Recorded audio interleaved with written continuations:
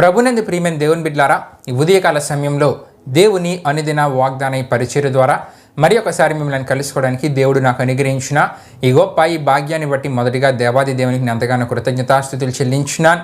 మరి ముఖ్యంగా ఈ అనుదిన వాగ్దాన పరిచర్యను వీక్షిస్తున్న ఆత్మీయులకు మీ అందరికీ ప్రభువైన యేసుక్రీస్తు నామములో శుభావందనాలు తెలియజేస్తున్నానండి. దేవునికి స్తోత్రం. హల్లెలూయా హల్లెలూయా. ప్రియమైన దేవుని బిడ్డలారా, ఈ ఉదయకాల సమయంలో దేవుడు మీకు ఇచ్చిన వాగ్దాన వాక్య భాగము యెషయా గ్రంథము 58వ అధ్యాయము 11వ వచనమైనది. ఆ వాగ్దాన వాక్య భాగాన్ని మీ కొరకు నేను చదువుచున్నాను. ప్రార్థనాపూర్వకంగా ఆలకించవలసిందిగా ప్రభువైన యేసుక్రీస్తు నామములో అందరినీ కోరుచున్నానండి. యెషయా గ్రంథము 58వ అధ్యాయం 11వ వచనంలో ఈ విధంగా రాయబడి ఉన్నది, యెహోవా నిన్ను నిత్యము నడిపించును. దేవునికి స్తోత్రం. హల్లెలూయా హల్లెలూయా.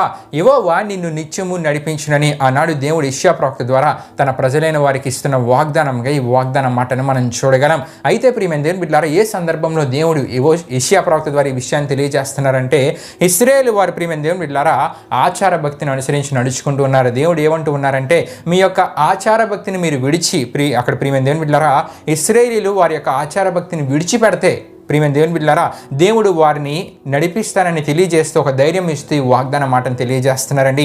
ఇశ్రాయేలు వారిలో ఉన్న ఆచార భక్తి వేషధారణ ఇదంతా పూర్తిగా వారు విడిచిపెట్టగలిగితే, దాని నుండి వారు దూరంగా వెళ్ళగలిగితే, దేవుని వాక్య ప్రకారం వారి జీవితాన్ని, దేవుడు కోరే జీవితాన్ని వారి జీవితాల్లో కలిగి జీవించగలిగితే దేవుడి వాగ్దాన ఆశీర్వాదాన్ని అనగా నిత్యము నడిపించే భాగ్యాన్ని వారికి దయచేస్తానని దేవుడు ఆ సందర్భంలో యెషయా ప్రవక్త ద్వారా ఈ వాగ్దానాన్ని తెలియజేస్తున్నారు. దేవునికి స్తోత్రం. హల్లెలూయా హల్లెలూయా. అయితే ప్రియమైన దేవుని బిడ్డలారా, ఈ దినాల్లో ఉన్న క్రైస్తవుల్లో కూడా చాలా మందిలో వేషధారణ ఉంటూ ఉంటుంది, చాలా మందిలో ఆచరణ భక్తి ఉంటూ ఉంటుంది. ప్రియమైన దేవుని బిడ్డలారా, దీన్ని ఎప్పుడైతే వారు విడిచిపెట్టగలుగుతారో అప్పుడే ఈ వాగ్దాన ఆశీర్వాదాన్ని వారి జీవితాల్లో పొందుకోగలరు. నిజమే, ఈ వాగ్దానాన్ని వింటున్న నీలో కూడా వేషధారణ ఉందా? నీలో కూడా ఆచరణ భక్తి జీవితం నీలో ఉందా?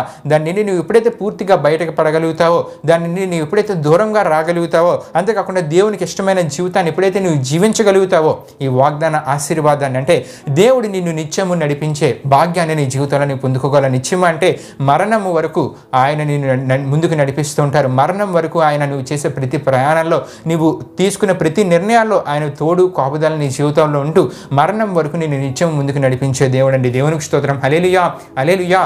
అయితే ప్రియమైన దేవుని బిడ్డలారా, దేవుడు మనల్ని నిత్యం నడిపించాలంటే మన జీవితాల్లో ఎటువంటి ఆత్మీయత ఉండాలి. దేవుని వాక్యంలో మనం చూసుకుంటే కొన్ని విషయాలు మనకు కనబడుతూ ఉంటాయండి. నిత్యము నడిపించే దేవుడు, మనము ఆయన కోరే జీవితాన్ని కలిగి, ఆయన ఇష్టానుసారమైన జీవితాన్ని కలిగి, ఇవి కూడా మనం కలిగి ఉండగలిగితే నిత్యము నడిపించే దేవుడు, మరణం వరకు ఆయన మనల్ని ముందుకు నడిపించే దేవుడు. ఏ శ్రమలు ఎదురైనా వాటిని మనం తప్పిస్తూ, ఏ శోధనలు ఎదురైనా వాటిని మనం తప్పిస్తూ, మనం తీసుకునే ప్రతి నిర్ణయాల్లో, మనం వెళ్ళే ప్రతి ప్రయాణాల్లో ఆయన కాపుదల, ఆయన తోడుని దయచేసే దేవుడు అండి. అయితే ప్రియమైన దేవుని బిడ్డలారా, నిత్యము దేవుడు మనల్ని నడిపించాలంటే మనలో ఉండవలసింది దీనత్వం. దేవునికి స్తోత్రం. హల్లెలూయా హల్లెలూయా. దీనత్వం అని కీర్తనల గ్రంథము 25వ కీర్తన 9వ చరణంలో మనకు కనబడుతుందండి. న్యాయ విధులను బట్టి ఆయన దీనులను నడిపించును, తన మార్గమును దీనులకు నేర్పును అని అక్కడ మనకు కనబడుతుంది. ప్రియమైన దేవుని బిడ్డలారా, ఎవరైతే దీనత్వాన్ని కలిగి ఉంటారో, దీనత్వాన్ని వారు తగ్గించుకుంటూ ఉంటారో, వినయంగా విధేయత కలిగి వారు ఎవరైతే ఉంటూ ఉంటారో ప్రియమైన దేవుని బిడ్డలారా, వారినంట ప్రియమైన దేవుని బిడ్డలారా న్యాయ విధులను బట్టి ఆయన దీనులను నడిపించును, ఆయనే ముందుకు నడిపిస్తారండి.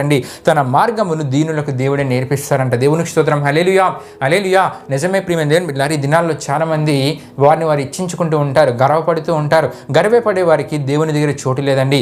గర్విష్ఠులను దేవుడు ఇష్టపడ్డాడు. కాబట్టి దాని నుండి మనం దూరంగా ఉంటూ దీనత్వము అంటే విధేయత, వినయము మనలో ఉండాలి. దీనత్వము, మనల్ని మనం తగ్గించుకునే మనసు మనలో ఉండాలి. ఇటువంటి ఆత్మీయతగా ఎప్పుడైతే మనం ఉండగలుగుతాం ప్రియమైన దేవుని బిడ్డలారా, ఆయన మనల్ని నిత్యము ముందుకు నడిపించే దేవుడండి. అంతేకాకుండా ఇంకా దేవుని వాక్యంలో మనం చూసుకుంటే ప్రార్థనా జీవితం మనం కలిగి ఉండాలి. ప్రార్థనా జీవితం మనకి ఎంత అవసరం ప్రియమైన దేవుని బిడ్డలారా. ఇర్మియా గ్రంథం 31వ అధ్యాయం 9వ వచనంలో ఒక విషయం కనబడుతుందండి.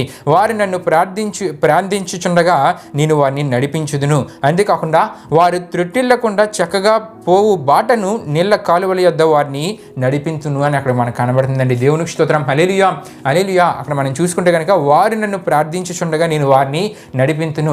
ఎవరైతే ప్రార్థనా జీవితాన్ని కలిగి జీవిస్తారో, ప్రార్థనా జీవితం వారిలో ఉంటుందో, ప్రార్థనా జీవితం ఇటువంటి జీవితానికి వారి జీవితంలో చోటిచ్చి దేవునికి ప్రార్థించడానికి వారు ప్రాముఖ్యతనిస్తూ ఉంటారో, ప్రార్థనా జీవితాన్ని కలిగి జీవిస్తారో, దేవుడే వారిని ముందుకు నడిపిస్తారంట. అంతేకాకుండా ఇంకేం కనబడుతుందంటే, వారు తొట్టిల్లకుండా చక్కగా పోవు బాటను నీళ్ళ కాలువల యొద్ద వారిని నడిపించును.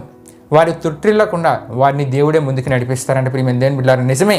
మనము ప్రార్థనా జీవితాన్ని కలిగి ఉండాలి. దీనత్వము మనలో ఉండాలి. ప్రార్థనా జీవితం ఉండాలి. ప్రార్థనకు ప్రాముఖ్యతనిచ్చే వారంగా మనం ఉండాలండి. అంతేకాకుండా ఇంకా మనం చూసుకుంటే కనుక ఆయన ఆజ్ఞలను ఉపదేశాలను మనం గైకొనాలి. వాటి ప్రకారం మనం జీవించాలి.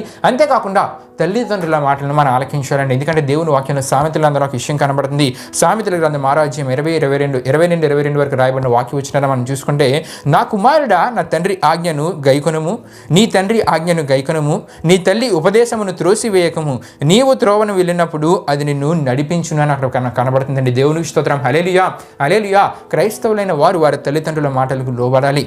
ఇక్కడ మనకు కనబడుతుంది, నీ తండ్రి ఆజ్ఞలను గైకొను, నీ తండ్రి చెప్పే మాటలను ఆ ప్రకారంగా నీ జీవితంలో ముందుకు వెళ్ళు. అంతేకాకుండా నీ తల్లి ఉపదేశమును త్రోసివేయద్దు.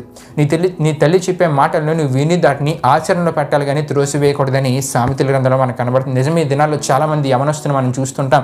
తల్లిదండ్రులు చెప్పిన మాట వెనక వారికి నచ్చినట్లు వారి జీవితాల్లో నిర్ణయాలు తీసుకొని చివరికి మానసికంగా కృంగిపోయే పరిస్థితులు, చివరికి తద్వారా వారికి కలిగే శోధనలు తట్టుకోలేక చాలామంది ఆత్మహత్యలు చేసుకుని చనిపోతున్న వారిని కూడా మనం చూస్తుంటాం. ప్రియమైన దేవుని బిడ్డలారా, కానీ దేవుని వాక్యం చెప్తుంది నిత్యము నడిపించే దేవుడు. అయితే దేవుని వాక్యంలో ఏ విషయం కనబడుతుందంటే, దేవుని వాక్య ప్రకారం జీవించాలి, దీనత్వం కలిగి మనం ఉండాలి, ప్రార్థనా జీవితాన్ని కలిగి జీవించాలి. అంతేకాకుండా తల్లిదండ్రుల మాటలను ఆలకించాలి, తండ్రి చెప్పే ఆజ్ఞల్ని గైకొనాలి, తల్లి యొక్క ఉపదేశాన్ని అనుసరించి నడుచుకోవాలి, చెప్పిన దాని ప్రకారం ఆచరించి ఆ ప్రకారంగా మన జీవితంలో మనం ముందుకు వెళ్ళాలండి. దేవునికి స్తోత్రం. హల్లెలూయా, హల్లెలూయా. కాబట్టి ప్రియమైన దేవుని బిడ్డలారా, నిత్యము నడిపించే దేవుడు, మరణము వరకు ఆయన కాపుదల, ఆయన తోడు, ఆయన కృపను మనకు దయచేస్తూ మనల్ని ముందుకు నడిపించే దేవుడు. ఆయన నిత్యము నడిపించే దేవుడు కనుక ఆయన కోరే ఆత్మీయతని కలిగి ఆయన వాక్య ప్రకారం మన జీవితాన్ని మనం కట్టుకుంటూ, అంతేకాకుండా ప్రియమైన దేవుని బిడ్డలారా, మన జీవితాల్లో ప్రార్థనా జీవితాన్ని మనం కలిగి దీనత్వాన్ని కలిగి తల్లిదండ్రుల మాటలకు లోబడగలిగితే ప్రియమైన దేవుని బిడ్డలారా, ఆయన ఇచ్చిన ఈ వాగ్దాన ఆశీర్వాదాన్ని ఆనాడు దేవుడు ఎలాగైతే తన ప్రజలకు ఇచ్చి వారిని దీవించి ఆశీర్వదించారో, వారిని ధైర్యపరిచారో, ఈ దినాన్ని మనకి ఈ వాగ్దానం ద్వారా దేవుడు మాట్లాడుతున్నారు. మనలను నిత్యము నడిపిస్తానని వాగ్దానం ద్వారా మాట్లాడుతున్నారండి. కాబట్టి ఈ వాగ్దాన ఆశీర్వాదాన్ని మన జీవితాల్లో మనం పొందుకోవాలంటే ఇటువంటి ఆత్మీయతను, దీనత్వాన్ని, ప్రార్థనా జీవితాన్ని కలిగి ఉంటూ తల్లిదండ్రులకు మాటలకు లోబడే ఆత్మీయతను కలిగి ఉండి ఈ వాగ్దాన ఆశీర్వాదాన్ని మన జీవితంలో మనం పొందుకుందాం. దేవుడి పరిశుద్ధ వాగ్దానాన్ని మన వెనుకల్లో దీవించునుగాక.